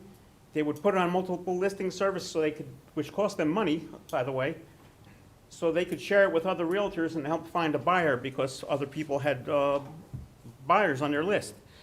That's not done anymore. Now it's done through Zillow, through Realtors.com. Now it's done through WeBuyYourHouse.com. People are selling on their own. It's a lot different. There's not a lot of sharing done among realtors like there used to be. So it's a whole different ballgame. And I don't like the way this was done right from the very beginning. It came from staff. It was never requested by council or never requested by the public. All of a sudden, we just had this ordinance, this numbered ordinance, come to us. And we should have done a little ascertainment as to onto housing and asked, where is the housing needed? What kind of housing is needed? And where should it be going? And should it be going near services, city services, which I think is a big part of what should be going on. I'm not worried about today, but I am worried about tomorrow. There's a publication put out called the New Hampshire Housing Atlas, which has 23,000 pages of zoning regulations and maps. And there's developers, it's available to the public. Developers are looking at this all the time. I think if this passes tonight, the value of those properties are going to go way up starting tomorrow. The market value, I should say, not the assessed value. But once sales start happening, assessed marketing value brings up assessed value. So who's going to be paying for it? The people that live out there and have acres, that have lots that are more than 2 acres. If you've got a 6-acre lot, and now you can do 3 buildable units. And through this whole process, we never looked at other services. We didn't ask the police, can you enforce everything out that way? Do you have the manpower? We didn't ask the fire department. We didn't ask Public Works if they could cover the services. We didn't ask the school system if they can cover. I think there's so many more ways we could have done that, because once we get people out there, there's going to be a lot more traffic. It's estimated at least 10 car movements per day. We put in ADUs in every house. Now that's 20 car movements per day. That's going to happen. So multiply that times 100, and that's 2,000 car movements per day. That's happening in areas where we didn't have it. There are other places within the city, closer to the services, where we could put better housing. We've talked about the cost of housing and everything else. Affordable housing, workforce housing. 2 acres is not going to fit affordable housing. You figure the price is going to be about $200,000 a parcel. Probably go up to about $350,000. The price to build a one-family home in New Hampshire right now is $307,000. So That's not affordable housing. I don't even think that's workforce housing. I don't think that's something a teacher or somebody is gonna do. I think if we really took a better look closer to the services, there are tracts of land closer to the services where we could put in quarter-acre housing, similar to what we did in the, it's called the Northern Valley subdivision, up where Kennedy Drive and Autumn Way and all them are. And that's what that was done. That was workforce housing. There were little quarter-acre lots, and people built their houses up as they went along. And that's the way we should be doing this here. I mean, we have tracts of land where it can be done. There's the Kingsburg property, there's the old drive-in theater, there's the Stone Home property, there's the Elm Tree Farm, there's other places where the services are there, they're near the schools, they can do nice quarter-acre homes, and we can help everyone. I've never heard mentioned attainable housing. You know what that is? That's kind of what Kat's looking for. People that are renting and looking to move into to buy a house, which creates more available in the rental market. And that's what we need, attainable housing. And that's where we should be going with this. I just, I didn't like this from the very beginning, and everyone knows that. And I just think we should redirect and go in different ways. All right, thank you. Councilor Greenwald. Your opening comments, Phil, make it really hard for me to say, I agree with what you're saying. What's a Zillow? What's Realtor.com? I don't know these things. I guess my son is out of work or something. No, it's still the normal flow of real estate transactions going on. But the big issue here, and I'll say at the outset, I'm representing my constituents who have called, written letters, they've come to meetings. It's a quality of life in Keene. Whether you're living on a large tract of land or just driving by it, riding your bike by it, it is a quality of life. Ultimately, I have been convinced a lot of the rural zone is in current use. It's got steep slopes, it's got wetlands, it's got all manner of things that are going to prevent some of the rampant subdividing that some are concerned with. If the owners of these properties wanted to subdivide, they could. They could have broken it down into 5-acre lots now, but they don't want to. They value the open space. I think back to when my wife and I first came here in the 70s, and it was great. We got lost driving on the hills, all around. It's like 2 minutes from downtown, and you're in the middle of woodlands. That is the quality of life in Keene. I think that's really, really critical. We were living in a little apartment on Marlborough Street, and a couple of left turns, and the next thing you know, you're in the middle of trees, and very, very important to me anyhow. If I wanted to subdivide, I would. And I think a lot of the people that own larger tracts of lands would do it.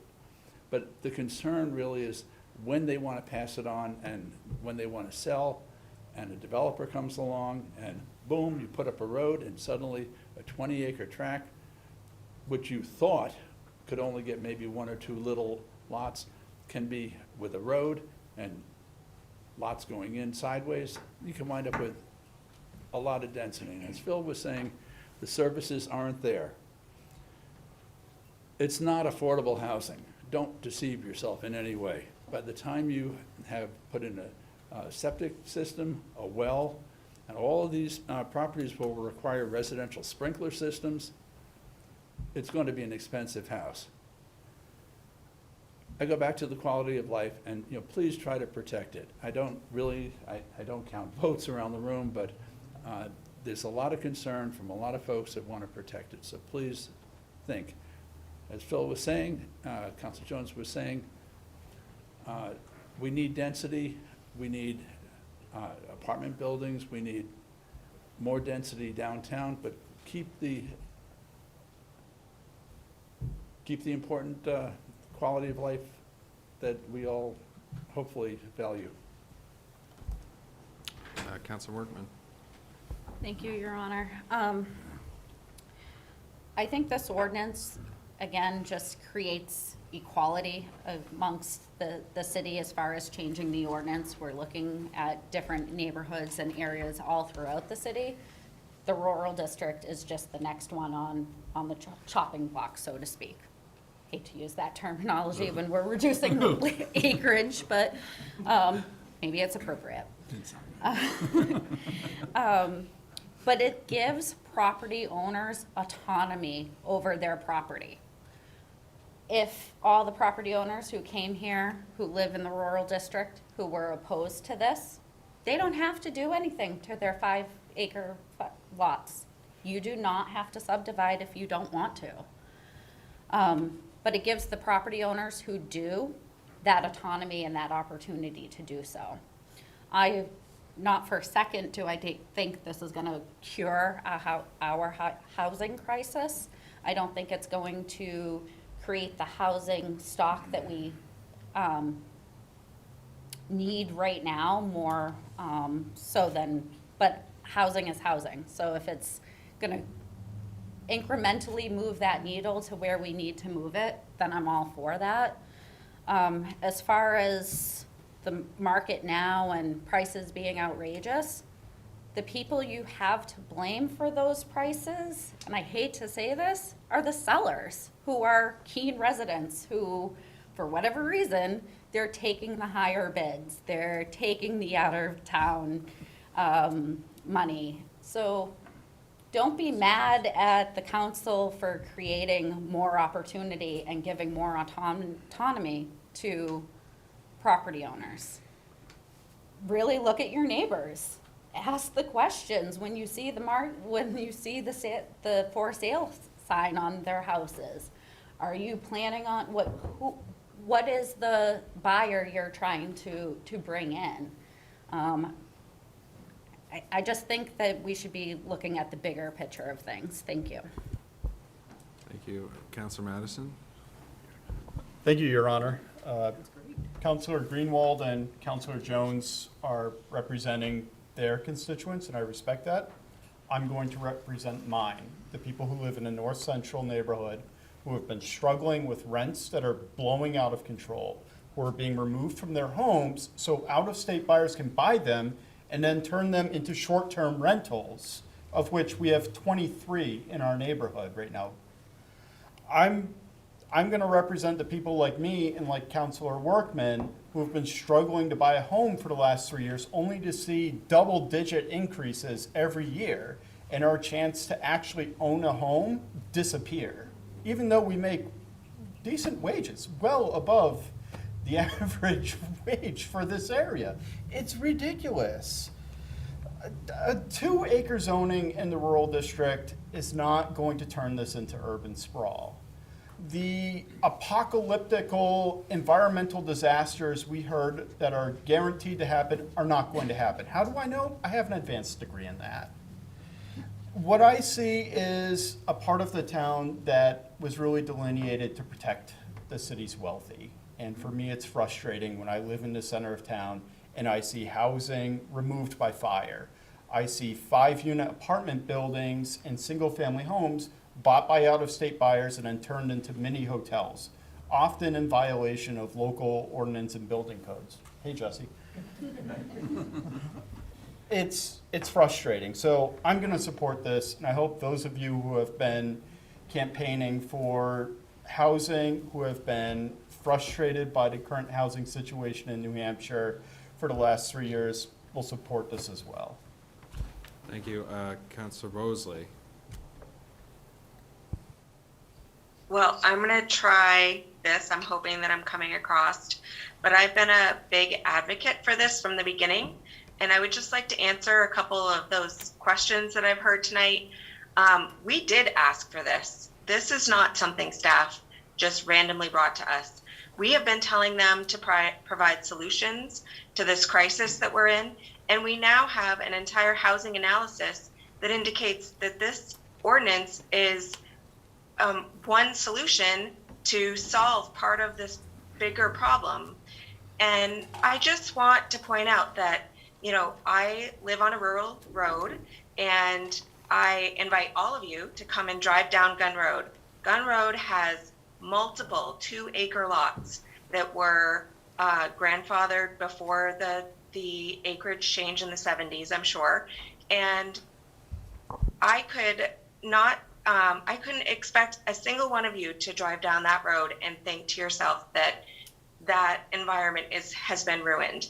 It is one of the most idealistic rural Keene roads, and if anyone came from out of town and drove that road, they would not think, oh, this is, Nashua or Manchester or urban sprawl. It can happen. There can be some small subdivisions that will happen. We're not planning on this solving workforce housing. This is not going to be subsidized housing, but there needs to be options for each different market in our community, because people need to be able to move up. They need to be able to, personally, I wanted to move out of the city center to raise my kids. And it's important that we don't just identify one type of zone and try to have that place solve all of our problems. We need to look at our entire city. Thank you. Further discussion, Councilor Williams? Hi, thank you. I've been going back and forth on this. I support housing, I support environmental preservation. I'm very pulled. Still haven't made up my mind yet. I think the moment of truth is in a few minutes. We'll see. Let me lay out some of my concerns about this. Our rural zone has a lot going on right now and is under pressure. We just allowed fireworks in the rural zone. That was not my idea.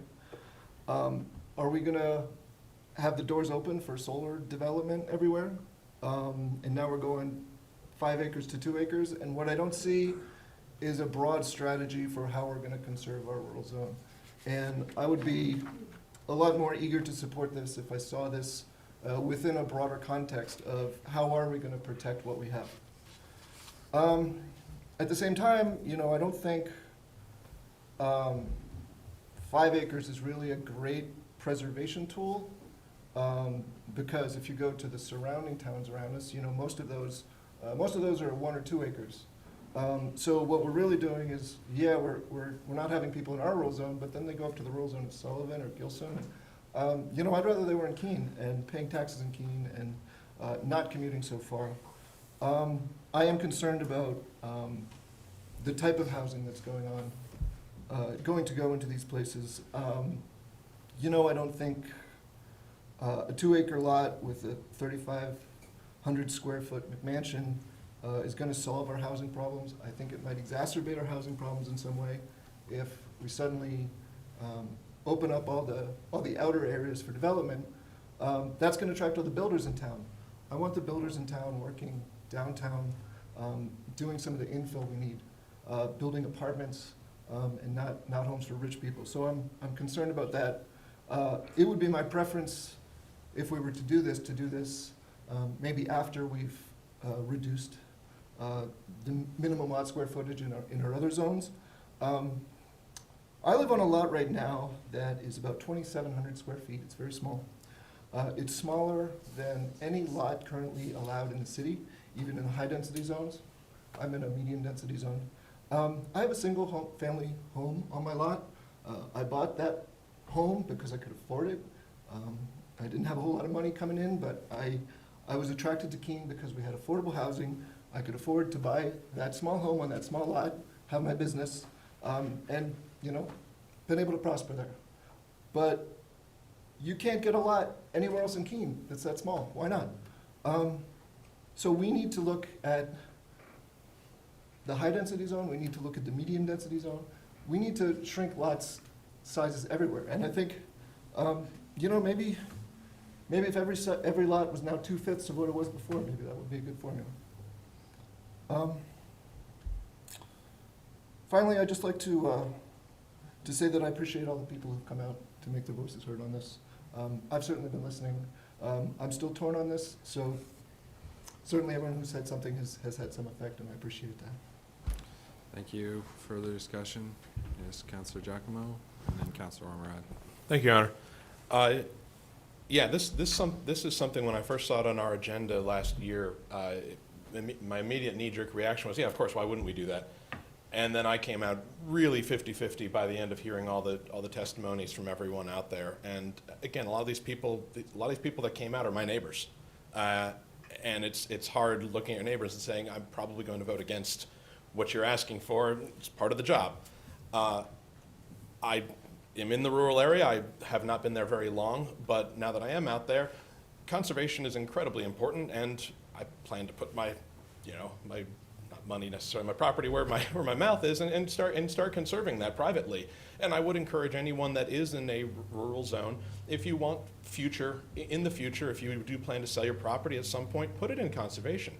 It then will prevent that from a buyer down the road doing something terrible to it. There are options for this, and there is quite a bit of conservation land in Keene.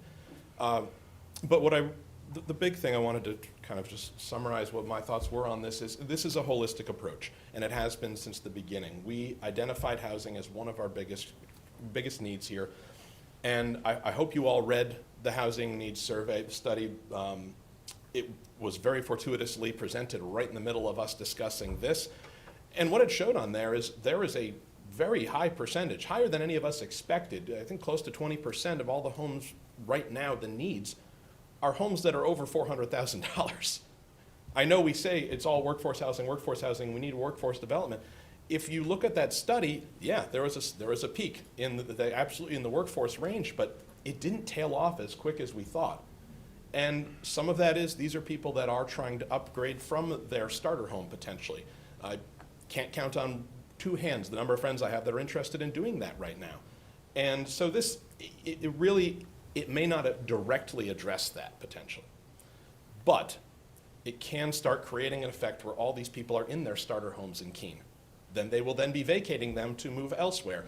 They're not probably buying $450,000 ones, but they're buying ones that are they're higher price houses, which then opens up more starter homes that people can actually get in there and hopefully make the market more affordable. And the addition of more housing, by necessity, it increases the supply. Supply and demand, it will help prices everywhere, hopefully. And that's how we were looking at it. And the holistic approach really addressing all zones. The strategy for each zone isn't necessarily going to be the same, as we've discovered. Reducing the lot size that was the approach for the rural. The other ones are building vertically, and that's why we approved the vertical stuff in the commercial district. So that was the way I ended up finally kind of thinking through it. So hopefully you guys do support this.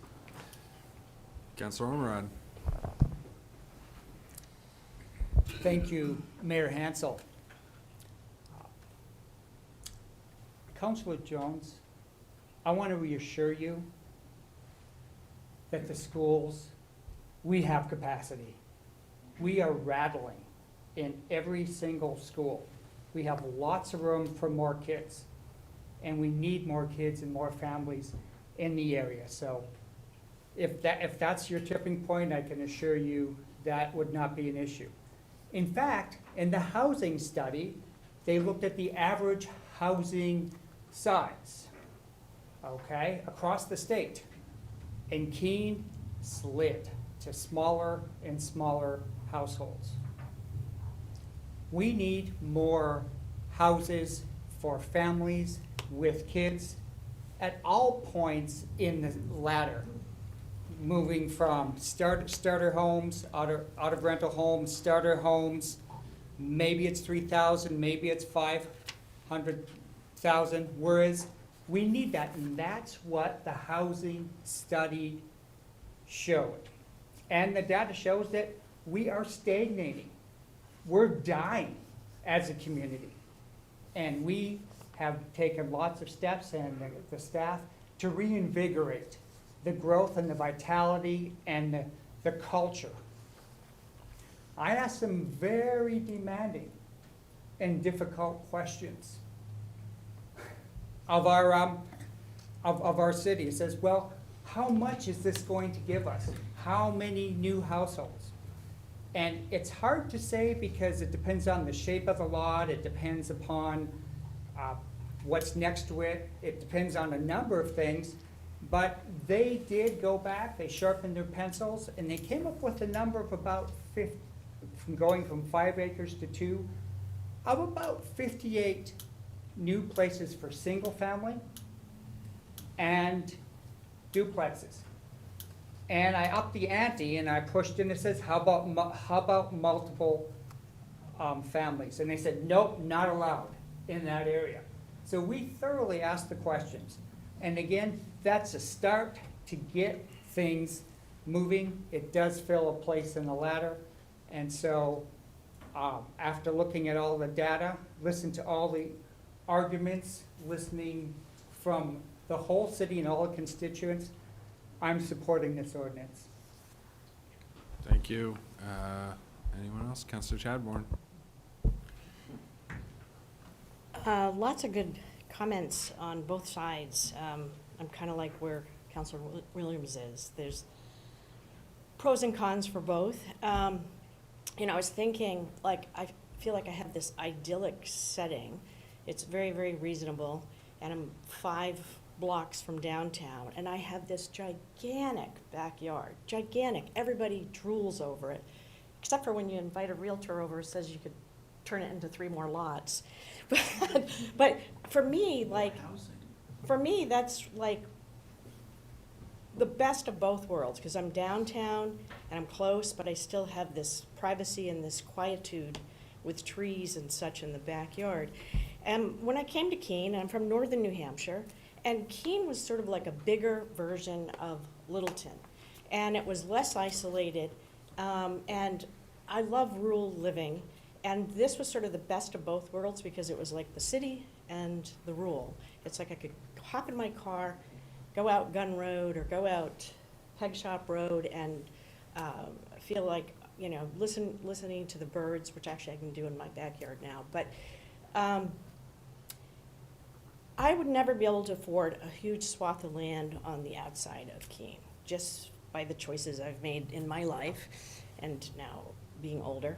But I really respect, honor, and support the stewards of our land. And I feel like the people that own those swaths of land in rural area are looking out for our wildlife. They're looking out for actually even the quality of our air by providing lots of acreage of trees. And there was an article, an opinion by the Sentinel in the last day or two, and you know, they suggested we slow it down and maybe not make a decision quite yet. Every decision we make as a council, we are building a future of how we want to see this place. And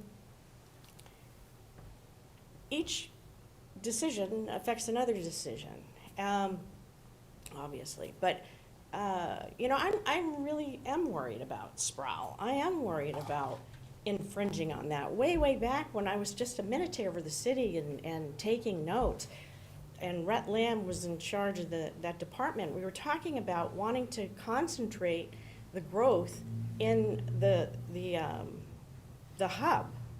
And there was talk, like even in the master plan, of wanting to preserve those outer edges. And we are part of a bigger region, and some people will choose their first homes perhaps in another town surrounding and still be close to the hub without having to pay very high taxes. And yes, if we have more housing, and more houses that are bought, will perhaps lower the cost, perhaps. But I do think that it's going to have some unintended consequences. And I think that one of the points that was made in the Keene Sentinel's editorial was it will increase the taxes of the people that are living in those sections. There's no doubt about it. And I can't support it. I can't. It's like, I love this city, and you know, I love where I live. But if I didn't live like where I lived, I probably wouldn't be living here. I probably would be living in a smaller town that I could afford that had lots of rural.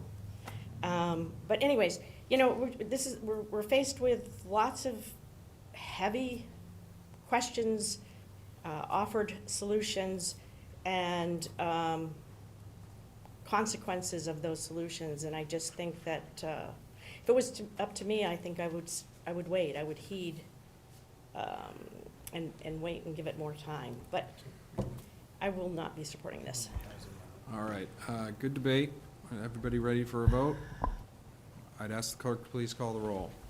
Counselor Lake? Yes. Counselor Remy? Yes. Counselor Johnson? Yes. Counselor Giacomo? Yes. Counselor Filio? No. Counselor Williams? Yes. Counselor Jones? No. Counselor Madison? Yes. Counselor Ormerod? Yes. Counselor Chadbourne? No. Counselor Workman? Yes. Counselor Greenwald? Nope. Counselor Bosley? Yeah. Counselor Powers? Yes. I have 10 in favor, 4 opposed, so the ordinance is adopted. That brings us to resolutions. Number 1. We have a memorandum from the Finance Director along with the following resolutions. We have R 2023-14 relating to the appropriation of funds for the Road Preservation and Rehabilitation Program, R 2023-15 relating to the appropriation of funds for the Stormwater Resiliency Program, and R 2023-16 relating to the appropriation of funds for the Thompson Road Stabilization Project. And these will be referred to the Finance, Organization, and Personnel Committee. Number 2. We have a Finance, Organization, and Personnel Committee report relative to Resolution R 2023-27. And on a vote of 5-0, the Finance, Organization, and Personnel Committee recommends the adoption of Resolution R 2023-27. And we have Resolution R 2023-27, a resolution relating to the appropriation of funds and use of unassigned fund balance for the FY 2023 Fire Department personnel budget. Looking at Counselor Powers for a motion. Counselor Remy for a second, please. Thank you, Your Honor. I move to recommend the adoption of Resolution 2023-20.